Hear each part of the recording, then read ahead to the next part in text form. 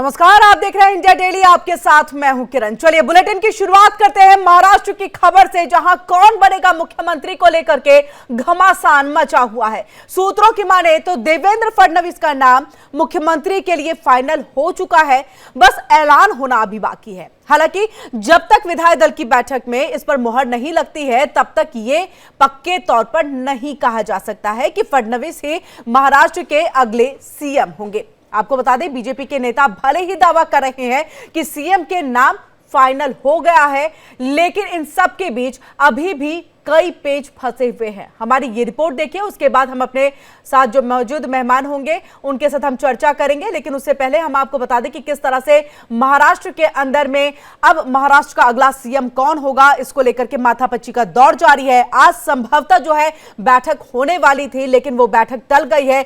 अब जो जानकारी मिल रही है कि 4 दिसंबर को यह बैठक होगी, विधायक दल की बैठक होगी। विधायक दल में जो विधायक दल का नेता चुना जाएगा वही मुख्यमंत्री होगा, लेकिन कौन होगा इसको लेकर के सस्पेंस बरकरार है। इन सब के बीच में आपको बता दें, देखिए तारीख तय है कि 5 दिसंबर को शपथ ग्रहण समारोह होना है, जगह तय है, गेस्ट तय है, प्रधानमंत्री नरेंद्र मोदी पहुंचेंगे उस समारोह में। लेकिन जिनको शपथ ग्रहण करना है उनका नाम अभी तक तय नहीं है। इसको लेकर के विपक्ष की तरफ से लगातार तंज भी कसे जा रहे हैं। आदित्य ठाकरे की तरफ से भी बयान सामने आ गया कि देखिए सीधे तौर पर जब भी सीएम पद को लेकर के शपथ ग्रहण समारोह होता है तो तारीख का ऐलान राज्यपाल की तरफ से किया जाता है, लेकिन यहां पर खुद पार्टी की तरफ से ही तारीख का ऐलान हो जाता है, लेकिन सीएम कौन है इस बात का ऐलान नहीं हो पाता। इसको लेकर के माथापच्ची का दौर जारी है। लेकिन सबके बीच में क्या है अड़चन सरकार गठन को लेकर के, क्या है अड़चन यहां पर नए मुख्यमंत्री को लेकर के?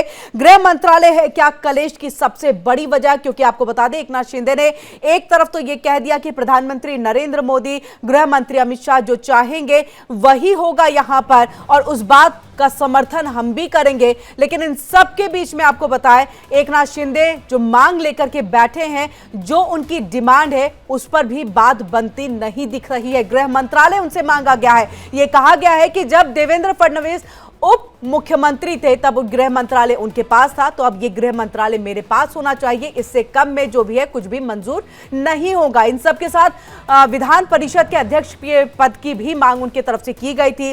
डेप्यूटी सीएम के लिए उन्होंने अपने बेटे के लिए कहा था कि वो पद जो है मेरे बेटे को दीजिए, जिस पर सहमति बनती हुई नजर नहीं आ रही है। बैठकों का दौर जो है लगातार चल रहा है, चाहे हम महाराष्ट्र से लेकर के दिल्ली तक को देख ले तो यहां तक जो है बैठकों का दौर चला है, और वो तस्वीरें भी हमने आपको यहां पर दिखाई। और चलिए हम सीधे अपने मेहमानों का यहां पर रुख कर लेते हैं। मेहमान में हमारे साथ अकुश श्रीवास्तव जी है, वरिष्ठ पत्रकार है, वो हमसे जुड़ चुके हैं। अजय शुक्ला है, वरिष्ठ पत्रकार है, वो भी हमारे साथ जुड़ चुके हैं, और आप दोनों का ही बहुत बहुत स्वागत है। वहीं हमारे साथ अभिषेक शर्मा, हमारे संवाददाता जो है वो भी जुड़ रहे हैं। इन सब के साथ अजय शुक्ला है, वरिष्ठ पत्रकार, वो भी हमारे साथ जुड़ चुके हैं। तो आप सभी का बहुत बहुत स्वागत। सबसे पहले अभिषेक, आपका हम यहाँ पर रुख करेंगे। देखिए, हम थोड़ी थोड़ी देर में देख रहे हैं कि महाराष्ट्र की राजनीति और बीजेपी की जो रणनीति है उसमें बदलाव देखने को मिल रहा है। क्योंकि पहले ऐसा कहा जा रहा था कि आज के दिन यानी कि 2 दिसंबर को जो है बैठक होगी, विधायक दल की ये बैठक होगी, जिसमें सीएम के नाम का ऐलान लगभग जो है वो हो जाएगा या तय कर लिया जाएगा। फिर 3 दिसंबर पे आते हैं, अब 4 दिसंबर, 5 दिसंबर को शपथ ग्रहण, लेकिन उससे पहले 4 दिसंबर। लग नहीं रहा है कि पेंच को ज्यादा लग रहा है, यहां पर उलझा हुआ है, फंसा हुआ है, जिस पर अभी वो चीजें सुलझती हुई नहीं दिख रही हैं। अभिषेक, आप तक आवाज पहुंच रही है? चलिए, तो अभिषेक हमारे साथ अभी जुड़े नहीं है, वो जब जुड़ेंगे तो उनसे ये सवाल किया जाएगा, क्योंकि लगातार देखिए यहाँ पर किस तरह से बदलाव जो है चीजें हो रही हैं। अकुश श्रीवास्तव जी का हम यहाँ पर रुख कर लेते हैं। अकुश श्रीवास्तव जी, आपसे हम समझना चाहेंगे, क्योंकि देखिए तारीख तय है, जगह तय है, लेकिन जिनको शपथ लेना है उनका नाम तय नहीं है। कैसे देखें महाराष्ट्र की राजनीति को? तारीख तय है, जगह तय है, दूल्हा तय है, लड़की ने दूल्हा पसंद कर लिया है, बस लड़की के माँ बाप थोड़ा सा राजी नहीं है। तो यहाँ माँ बाप की भूमिका में शिंदे हैं, और शिंदे साहब को लग रहा है कि वो जिस स्थिति में है वो ठीक ठाक बार्गेन कर सकते हैं, और बार्गेन करने की स्थिति की जा रही है। लड़के वाला भी उन्हें पूरी तरीके से मनाने की कोशिश कर रहा है, लेकिन जब मियाँ बीवी राजी तो क्या करे काजी। जनता ने भारतीय जनता पार्टी को बहुमत दे रखा है और वो अपने दम पे बहुत कुछ करने की स्थिति में है। लेकिन जनता और दूल्हा भी चाहता है कि सब लोग उसकी बारात में चलें, तो इसलिए ये बारात में चलने को लेकर होता है। एक फूफा होता है बारात में, तो फूफा की भी भूमिका भी कभी निभाने लगते हैं वो, और वो बार्गेन करने की स्थिति में अपने आप को दिखा रहे नहीं, हैं। लेकिन अक्कू जी, जबकि फूफा की वास्तविकता ये है नाराजगी कि बहुत भारी पड़ती हुई नहीं दिख रही है। चलिए हम इसका जवाब जी अक्कू जी, हम इसका जवाब लेंगे आपसे, क्योंकि एक रिपोर्ट जो है अपने दर्शकों को दिखाना यहाँ पर जरूरी है कि महाराष्ट्र की राजनीति को लेकर, नए सीएम को लेकर के क्या कुछ अभी तक समीकरण जो है वो तैयार हुए हैं। वो रिपोर्ट दिखाते हैं, उसके बाद वापस से अक्कू जी आपका भी रुख करेंगे और जय जी आपका भी रुख करेंगे हम।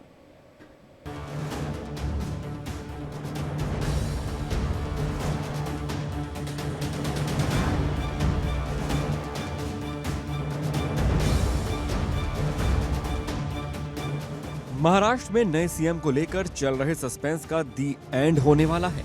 महायुति की बैठक में आज साफ हो जाएगा या अभी भी वक्त लगेगा कि महाराष्ट्र का अगला सीएम कौन होगा। ये पहेली अभी भी बनी हुई है।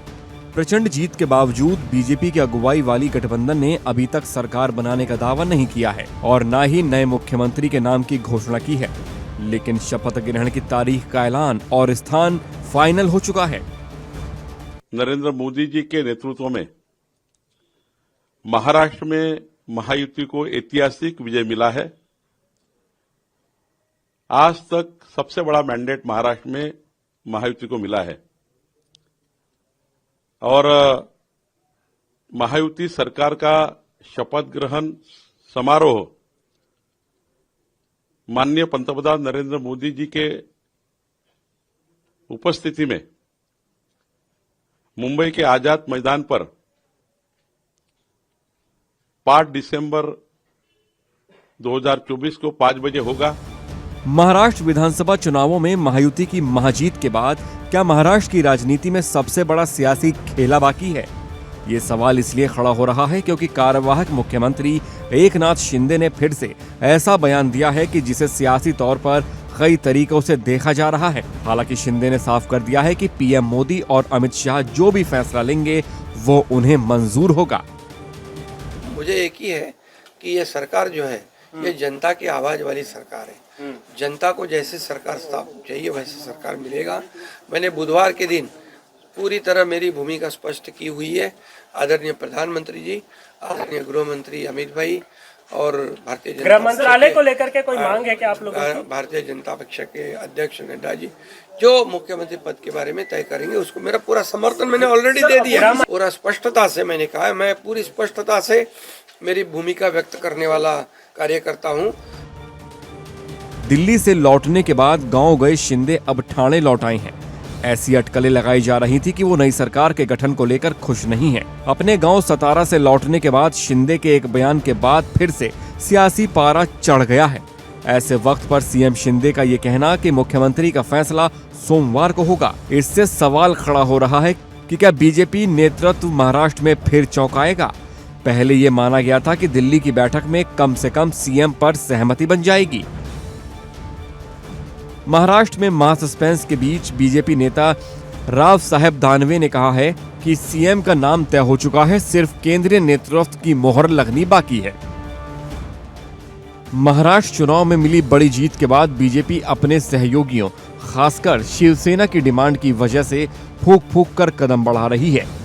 एक और शिंदे की तरफ से महायुति की एकता पर जोर दिया जा रहा है, तो वहीं सहयोगी दलों के कुछ नेताओं ने अलग अलग सुर में बातें की हैं। महायुति में विभागों से लेकर सीएम फेस पर हो रही नोकझोंक पर संजय राउत ने हमला बोला है। 10 दिन हो चुके हैं, उनके पास भारी बहुमत है, भारी शैतानी बहुमत। अकेले बीजेपी के पास बहुमत है, फिर भी अब तक ये लोगों ने राजभवन में जाकर सरकार बनाने का दावा नहीं किया है। क्यों? अब तक ये उनके जो विधायक दल का नेता नहीं चुन पाए हैं। 10 दिन हो गए। हाँ, क्या चल रहा है? और उनके जो प्रदेश के अध्यक्ष है बीजेपी के मिस्टर बावनकुळे, वो नागपुर में बैठे और वो आदेश देते हैं कि 5 तारीख को सरकार बनेगी, शपथ लेगी। क्या उनको राज्यपाल बनाया है क्या? राज्यपाल के अधिकार ये लोगों ने हाथ में लिए हैं। शिवसेना उद्धव गुट के नेता संजय राउत ने एकनाथ शिंदे और देवेंद्र फडणवीस में सीएम पद पर खींचतान के बीच महाराष्ट्र में राष्ट्रपति शासन लगाने तक की मांग कर दी है। हालांकि माना जा रहा है कि महाराष्ट्र के अगले सीएम के तौर पर देवेंद्र फडणवीस का नाम तय हो चुका है, बस मोहर लगनी बाकी है। विधायक दल की बैठक में इसका ऐलान होना बाकी है। Bureau report, India daily.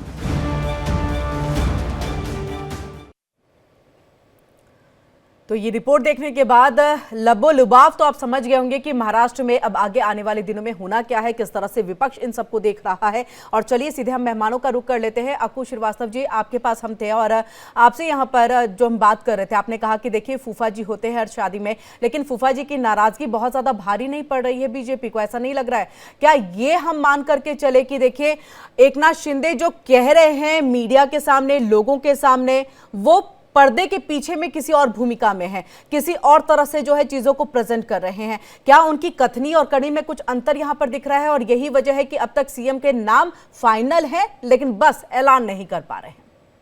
जहां तक एकनाथ शिंदे का मामला है तो एकनाथ शिंदे फूफा की जिस भूमिका में है, और फूफा की भूमिका एक तरीके से कुछ हद तक तो मानी जाती है, लेकिन वो सीमित होती है। एक बार अगर नाराज हो गए और नाराजगी में चले गए तो फिर उनको मिलता मिलाता भी कुछ नहीं हो, शगन भी नहीं मिलता।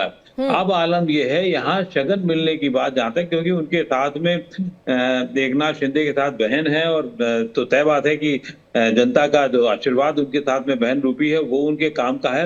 लेकिन एकनाथ शिंदे की भी सीमित उनके ऊपर बंधन है, और वो बंधन ये है कि उनके बिना भी काम चल सकता है। तो उस बंधन में उनको साफ कह दिया गया है कि ना ही वो विधान परिषद का जो अध्यक्ष पद चाहते हैं वो मिलेगा, और ना ही ये लगभग बात तय हो गई कि गृह मंत्रालय दिया जाएगा, क्योंकि इनकी मंशा को देख पहले की स्थितियों में इनको गृह मंत्रालय दिया जा सकता है। अभी जितनी देर कर रहे हैं उसकी इनकी मंशा को देखते हुए ये भी तय हो गया, और अजीत पवार से बात भी इस मामले में जैसा कि सूत्र बताते हैं हो गई है कि इनको बहुत आगे तक नहीं ले जाए। इनकी सिर्फ इनको इसलिए बहुत जरूरी है क्योंकि घर में और बारातें होनी है, अभी हाल में होनी है, बीएमसी का चुनाव होना है, और एकनाथ शिंदे को नाराज करके बहुत ज्यादा पब्लिक के सामने ये नहीं कहा जा सकता कि परिवार को साथ लेकर के नहीं चल सकती है भारतीय जनता पार्टी। इसीलिए इनकी थोड़ी बहुत इतनी सुनी हुई जा रही है, इतनी बात कही भी जा रही है, और मुझे लगता है कि आज शाम तक ये बातें क्लियर हो जाएंगी, और 5 तारीख का जो वक्त है वो बिल्कुल तय है, और इसमें कोई और देरी होने की कोई संभावना नहीं नजर आती है। जी बिल्कुल। अजय जी, आपका हम रुख करेंगे। आप इस बात से कितने सहमत नजर आ रहे हैं कि देखिए एकनाथ शिंदे बहुत बड़ी मजबूरी तो नहीं है, आज अगर उनकी बात सुनी जा रही है तो सिर्फ आगे आने वाले जो महाराष्ट्र में बीएमसी के चुनाव होने हैं या अन्य जगहों पे चीजें होनी है तो उसमें एक गठबंधन की जो बात है और उसकी जो इसको लेकर के चलते हैं, उसको ध्यान में रखते हुए यहाँ पर ये तमाम जो उनकी नाराजगी उसको झेला जा रहा है। आपसे हम समझना चाहेंगे क्या पेच वाकई सिर्फ यहीं तक है या इससे ज्यादा जो है वो फंसा हुआ है? देखिए, मुझे लगता है कि अक्कू जी बहुत हद तक बातों को सही कह रहे हैं। जो हालात हैं वो बिल्कुल साफ है। भारतीय जनता पार्टी को यदि इनमें से किसी का समर्थन न मिले और निर्दलीय और वो आ जाए तो भी वो सरकार बनाने की स्थिति में आ जाते हैं, तो कमोबेश इस स्थिति में है। अजीत पवार उनके साथ खड़े हुए हैं एक मजबूत साथी के साथ, तो भी वो सरकार बना लेते हैं। नहीं तो अजय जी, फिर साथ लेकर के चलने की क्या मजबूरी है कि आप 10 दिन लगा दिए? मैं वही बता रहा हूं। साथ की मजबूरी ये है कि भारतीय जनता पार्टी की जो ऐतिहासिक सीटें आई हैं वो इस कारण से नहीं आई हैं कि भारतीय जनता पार्टी ने ही अकेले बहुत कुछ कर लिया है। इसमें सबसे बड़ी बात है, विनिंग सीट इसलिए हो सकी कि इन दोनों के जो वोट आए हैं, जो ऐड किए हैं, उन्होंने नंबर बढ़ा दिए, और यह नंबर बढ़ना निश्चित रूप से भविष्य की राजनीति के लिए जरूरी है। यदि आज आपने इसे तोड़ दिया तो आगे आने वाले तमाम सारे मौके ऐसे होंगे जहां पर आपको हार का सामना करना पड़ सकता है, और एक बार एक साथी टूटा तो आगे यदि दूसरा भी टूटा तो दूसरे बैठे हुए हैं और वो सरकार बनाने की स्थिति में भी आ सकते हैं। तो बहुत सारी ऐसी स्थितियां हैं कि जब जोड़ गांठ के चल रही हो और झटके लग रहे हो तो उस समय संभाल के चला जाता है। इसलिए नहीं, इसलिए भी कि हमारे पास एक बैकअप रहना चाहिए। और शिंदे यह चुनाव शिंदे के चेहरे पर लड़ा गया था, शिंदे के चेहरे पर जीता गया है, उनकी योजनाओं पर लड़ा गया, लेकिन उनकी अजीत जी, रणनीति। इसका ऐलान तो नहीं किया गया था ना, गृह मंत्री ने साफ तौर से कहा था कि देखिए कोई आप जरूरी नहीं। देखिए वहां पर जितने पोस्टर लग रहे थे, जितने कुछ हो रहे थे, जितना खुद फडणवीस जब बोल रहे थे तो शिंदे का नाम ले रहे थे, तो इससे यह नहीं कहा जा सकता है। देखिए वहां पर चुनाव तो इसी उस पे ला और ये गिनाया गया है, उन्हीं की योजनाएं गिनाई गई हैं। तो ऐसी स्थिति में शिंदे इसलिए जरूरी है क्योंकि शिंदे की जो पहुंच उन क्षेत्रों में है जहां बीजेपी नहीं पहुंच पाती थी। और दूसरी चीज ये है कि जो चाहे मराठा वोट हो, चाहे पिछड़े वोट हो, चाहे दूसरे वोट में सेंध लगाने में एक बड़ा काम किया है शिंदे ने, इसलिए भविष्य की राजनीति के लिए वो मजबूरी दिखाई दे रहे हैं और इसीलिए वो इसका फायदा उठाना चाहते हैं और कोई नहीं है। जी जी, इसी का फायदा उठाते हुए दिख रहे हैं। अक्कू जी आपके पास, क्योंकि देखिए गृह मंत्रालय की, विधान परिषद के अध्यक्ष की मांग, बेटे के लिए डिप्टी सीएम की मांग, ये तमाम मांगे जो डिमांड है, अभी तक जो जानकारी मिल रही है कि ये सब एकनाथ शिंदे ने की है, जिस पर सहमति बनती नहीं दिख रही है। हमने मैराथन पूरी तरह से बैठकों का दौर देखा है, महाराष्ट्र से मुंबई, दिल्ली और दिल्ली से फिर महाराष्ट्र में भी बैठकों का दौर देखा। एक बार फिर से ऐसी जानकारी मिल रही है कि देखिए वापस से दिल्ली का रुख किया जा सकता है इन सभी नेताओं की तरफ से। आपसे क्या हम ये माने कि गृह मंत्रालय, क्योंकि ये कहा गया कि देवेंद्र फडणवीस जब उप मुख्यमंत्री थे गृह मंत्रालय उनके पास था, तो अब हमें भी यही चीज चाहिए, और क्या ये कलेश की बड़ी वजह आपको दिख रही है? क्योंकि देखिए कहते कुछ है, चेहरे से वो कह रहे हैं हम सहमत हैं, प्रधानमंत्री जो कहेंगे उसका पूरा समर्थन है, हम किसी भी तरह से कोई दिक्कत अड़चन पैदा नहीं करेंगे, लेकिन पर्दे के पीछे ही कुछ और काम हो रहा है। देखिए पर्दे के पीछे दबाव की राजनीति काम कर रही है और जैसे कि अजय भाई ने कहा है कि दबाव आगे भी रहेगा और उससे बचने के लिए बहुत सारी चीजें की जा रही हैं। भारतीय जनता पार्टी पहले चरण की बातचीत में अगर ये होता कि साहब ठीक है बहुत अच्छा है, हम फडणवीस को बना देते, लेकिन हमें इच्छा ये कि जैसे हम हमारे कार्यकाल में उप मुख्यमंत्री फडणवीस थे तो उनके बाद गृह मंत्रालय हमारे पास भी हो जाए, तो ये सामान्य तौर पर लिया था। लेकिन अब की स्थिति में सामान्य स्थितियां नहीं है। भारतीय जनता पार्टी पूरी तरीके से नकेल अपने पास रखना चाहेगी ताकि भविष्य में होने वाली जो चुनाव होंगे, बीएमसी के चुनाव होंगे, गतिविधियां होंगी, उसमें कहीं कोई बहुत कंट्रोल की स्थिति में खास तौर से एकनाथ शिंदे ना आने पाए। अजीत पवार के लिए संकट नहीं है, अजीत पवार ने खुद भी समर्पण कर दिया और अजीत पवार को बढ़ाने के लिए, अजीत पवार को खुद की पार्टी बढ़ाने के लिए, अजीत पवार को खुद को बढ़ने के लिए, शरद पवार को बिल्कुल किनारे करने के लिए ये जरूरी होगा कि अजीत पवार एक निशे में से, एक पतली गली में से अपना रास्ता निकालें और बड़ी बड़ी रहें। यहाँ भारतीय जनता पार्टी जी लग भी रहा है कि उन्होंने पतली गली से अपना रास्ता निकाल लिया है कि आप मुझे डिप्टी सीएम बना दीजिए, जो पहले मैं था मुझे वही चाहिए। हाँ, लेकिन मैं अब नहीं लगता मुझे कि अब इसी स्थिति में है। अब उनको भी, एकनाथ शिंदे को भी लग गया है कि वो इस स्थिति में नहीं कि बहुत बार्गेन करेंगे। अब सीधे सीधे कहेंगे, वो ये जो बात कही जाती नहीं नहीं तुम्हें वो माता तुम्हें जो पिता, तो वो जो प्रधानमंत्री और गृह मंत्री के लिए कहा जा रहा है वही जो बताएंगे उस पे सहमत होना पड़ेगा और इनको अब फिर से विश्वास की राजनीति करने के लिए, अर्जित करने के लिए बहुत सारे काम करने पड़ेंगे। भारतीय जनता पार्टी के साथ सिर्फ मजबूरी इतनी है कि इस समय बीएमसी का चुनाव होना है। बीएमसी का चुनाव में एकनाथ शिंदे जो मुंबई ठाणे की बेल्ट है उसमें बड़ी भूमिका निभा सकते हैं। दूसरा ये कि मराठा वोट बैंक को एकदम से छेड़ना नहीं चाहती है party, Bharatiya Janata party. Bharatiya Janata party के साथ ब्लेसिंग इन डिस्गाइज ये शब्द मैंने पहले भी इस्तेमाल किया था कि देवेंद्र फडणवीस जो है वो ना ही मराठा है और ना ही ओबीसी के हैं, तो इनपे दबाव उस तरीके के नहीं होंगे। अगर मान लीजिए इनमें से कोई एक होते तो ज्यादा दबाव होता भारतीय जनता पार्टी पर। तो ये देवेंद्र फडणवीस के लिए आसान स्थिति है कंपेरेटिवली कि उनकी चीजों को हल किया जाए, मराठा समस्या को हल किया जाए और ऐसा कोई आपसी विवाद ना किया जाए। लेकिन अगर एकनाथ शिंदे अलग थलग हो जाएंगे, बिल्कुल किनारे हो जाएंगे, और तो वो ही उसको भड़का सकते हैं, जरांदे को भड़का सकते हैं। अभी की स्थिति ऐसी है नहीं, आराम से 2-2.5-3 साल स्थितियां चलेंगी और अब शिंदे ने जो कुछ किया है पिछले 5 दिनों में वो इनको कुल मिला करके नुकसान ही करेगा, फायदा नहीं होगा। क्यों? क्योंकि शिंदे के साथ जो भी एमपी हैं वो भी अब इनसे नाखुश हैं क्योंकि वो सब कुछ अपने बेटे के लिए कर रहे हैं। तो इस लिहाज से शिंदे के साथ के एमपी आने वाले, तुम देखिएगा उद्धव ठाकरे का गुट टूटने को तैयार बैठा है, कांग्रेस का गुट टूटने को तैयार बैठा है, जो भारतीय जनता पार्टी महायुति के समर्थन में आ जाएगा। और अगर शिंदे थोड़ा कड़क ज्यादा रहे तो ये भी संभावना होगी बाद में, अभी नहीं, बाद में, कि शिंदे का गुट भी टूट करके इधर आ जाए। तो इसलिए बहुत सारी चीजें, संभावनाएं हैं। और राजनीति में शतरंज का खेल होता है, जहां शतरंज में पैदल खिलाड़ी बहुत काम नहीं करता है, घोड़े काम करते हैं, राजा काम करते हैं, जो कब कहाँ कर चल जाए। या कैरम का खेल मान लीजिए, जिसमें रिबाउंड की बहुत भूमिका होती है, सीधी चाल नहीं आजकल चली जाती है।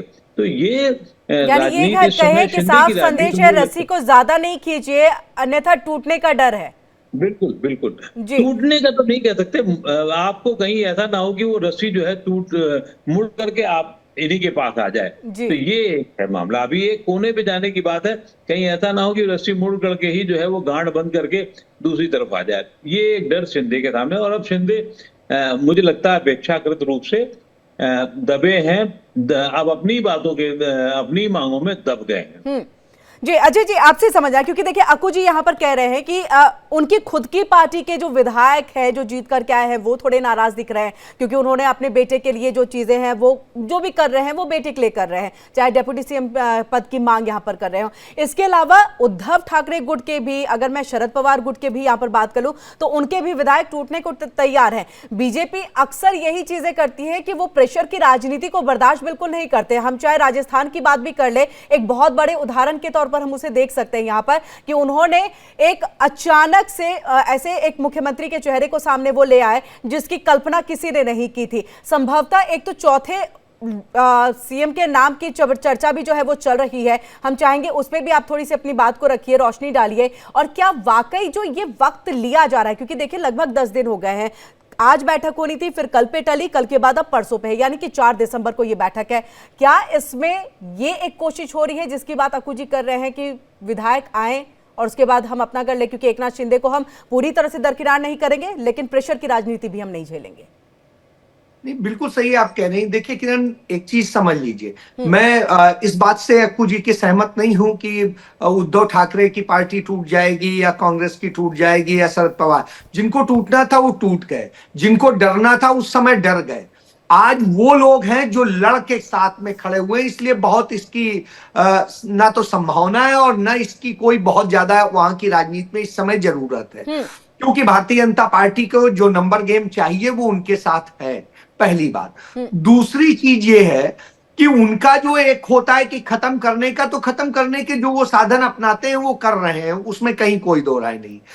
बावजूद इसके इस समय जो स्थितियां हैं वो ये है कि भारतीय जनता पार्टी में भी अंदर तौर पे चल रहा है कि यदि यह गेम हुआ तो देवेंद्र फडणवीस की जगह तावड़े को या कोई और जो है मुख्यमंत्री बनाया जा सके, क्योंकि एक पिछड़े का चेहरा देना चाहते हैं। क्योंकि भारतीय जनता पार्टी की जीत में सबसे बड़ा जो नंबर है वो पिछड़ों का है, और पिछड़ों के वोट का जो प्रभाव है वो भाजपा स्थायी तौर पे रखना चाहती है, और इसलिए यह खेल है पूरा। और इसलिए हो सकता है अंत में यहां पर आकर के टिक जाए कि देखिए आप सब में सहमति नहीं बन रही है तो हम एक नया नाम लेके आ जाते हैं। और जैसा कि मैंने आप ही के साथ चर्चा में एक दिन कहा था कि नरेंद्र मोदी प्रयोग करने में माहिर है। जब वो लेके आए थे फडणवीस को तो कोई सोच नहीं सकता था। आज फडणवीस की जरूरत कहीं और भी हो सकती है, और संघ से भी हो और पिछड़ा भी हो, ऐसा भी चेहरा हो सकता है। तो चाहे बावनकुले हो, चाहे तावड़े हो, चाहे और कोई हो। तो रविंद्र चौहान को कितना आप रेस में मान रहे हैं अजय जी? क्या कह रहे हैं? रविंद्र चौहान को? नहीं, बिल्कुल हो सकते हैं। मैंने क्या कहा, नरेंद्र मोदी अचानक चौंका देते हैं तो कोई भी बिल्लियों की लड़ाई में छीका किसी के भी भाग का फूट सकता है। तो यह आप ये समझ लीजिए कि यह स्थिति है, और इसलिए आप ये मान के चलिए कि यह असल में कुछ नया पकाया जा रहा है और इसलिए ये सब इतना लंबा खींच रहा है। आपको जी कुछ नया पकाया जा रहा है इसलिए इतना लंबा वक्त लग रहा है। इसके साथ साथ आरएसएस की तरफ से भी ये बयान आ गया कि देखिए देवेंद्र फडणवीस जो है उनके सामने जबरदस्ती की ये बात रखी जा रही है कि मराठा होने चाहिए, वरना मराठा आरक्षण की वजह से जो है डेंट जो लगा हुआ है वो और ज्यादा बड़ा हो जाएगा। इसके साथ ओबीसी की कैटेगरी को भी वो लेकर के चले आए कि सीएम उस ओबीसी के इसके होने चाहिए। आरएसएस इसको लेकर के नाराज थोड़े से नजर, बैलेंस आउट करना है। एक तरफ तो एकनाथ शिंदे को बैलेंस आउट करके चलना है, नाराज नहीं कर सकते पूरी तरह से। आरएसएस की नाराजगी तो हमने देखी ली है लोकसभा चुनाव के दौरान में। बिल्कुल सही है। देखिए आरएसएस की नाराजगी जी आकू जी बोलिए। हाँ, आरएसएस की नाराजगी तो हमने देखी और आरएसएस को भी पता लग गया कि बहुत ज्यादा नाराज होके, और वो भी सार्वजनिक नाराजगी नरेंद्र मोदी के खिलाफ करके, उनको कुछ मिलने वाला नहीं बल्कि नुकसान होना। इसीलिए दो एक बयानों के बाद भी वो नरेंद्र मोदी के जो एक हैं तो सेफ हैं, या ये कहें कि बटेंगे तो कटेंगे, आदित्यनाथ के बयान को जब मॉडिफाई नरेंद्र मोदी ने किया तो उसके बयान को सहमत होते हुए नजर आए। और कई बार ऐसी चीजें उन्होंने कही जिससे कहीं ये मतभेद वाली बात खत्म हुई है। अब आरएसएस कतई नहीं चाहेगा कि वो मतभेद वाली स्थिति सतह पर आए, इसलिए भी। और दूसरा ये कि आरएसएस का महाराष्ट्र में एक बड़ा आधार है, उस आधार को वो अपना बनाए रखने चाहते हैं। जहां तक विनोद तावड़े की बात है, बहुत साफ शब्दों में कहूं, विनोद तावड़े की भूमिका अब केंद्र में और ज्यादा महत्वपूर्ण होने जा रही है। अभी वो महासचिव है, महासचिव के बाद की जो भूमिका उनकी है, ये भी संभावना हो सकती है कि वो पार्टी के, मैं बहुत साफ कहूं तो अध्यक्ष पद के लिए भी एक दावेदार हो सकते हैं। बिल्कुल, तो इसलिए सोचा नए पकने में अगर आप कोई नाम शामिल कर सके, कोई नाम बता सके जो अजय जी ने कहा कि कुछ नया पक रहा है इसलिए लंबा वक्त लग रहा है, कुछ नाम अगर आपको लग रहा हो कि जिस पे चर्चा चल रही होगी। जैसे अगर ऑप्शन की बात मतलब मैं उससे सहमत नहीं होता हूं, लेकिन अगर ऑप्शन की बात आएगी तो तय है कि विनोद तावड़े ने बहुत काम किया वहां पर। विनोद तावड़े की अपनी एक भूमिका रही है। विनोद तावड़े ने लोकसभा के चुनावों में कैश कांड जो हुआ था, क्या उसका असर नहीं पड़ेगा? कांड वगैरह राजनीति में कुछ नहीं होता, और ये वाला कैश कांड जिसका कोई बहुत बड़ा आधार नहीं है, बहुत बड़ी चीजें नहीं है, इसका कोई बहुत इम्प्लीकेशन बहुत आगे तक नहीं जाते हैं। खासतौर से तब जब आपका चुनाव हो चुका हो। चुनाव के पहले हुआ होता तो कोई एक बहुत बड़ी बात होती। मुझे नहीं लगता कि इसके कोई अब अर्थ निकलेंगे और उसमें भी कोई वक्त की कमी है। अजय जी, इस पर अगर नए पकने में आप कुछ नाम ऑप्शंस बता सके, आपको जो लग रहा हो जहन में कि हाँ ये नाम जो है इस पे चर्चा हो सकती है। नहीं, मैंने आपको बताया, विनोद तावड़े हो सकते हैं, बावन कुले हो सकते हैं, और जो है चीजें, तो ये जैसे आपने जिक्र किया, तो मैं इसलिए कह रहा हूं क्योंकि प्रयोग, लेकिन पहली लड़ाई तो अभी इन्हीं के बीच है, पहली लड़ाई के बाद ये दूसरे ऑप्शन। जी बिल्कुल, बहुत बहुत शुक्रिया आप दोनों का ही हमारे साथ यहाँ पर चर्चा में जुड़ने के लिए।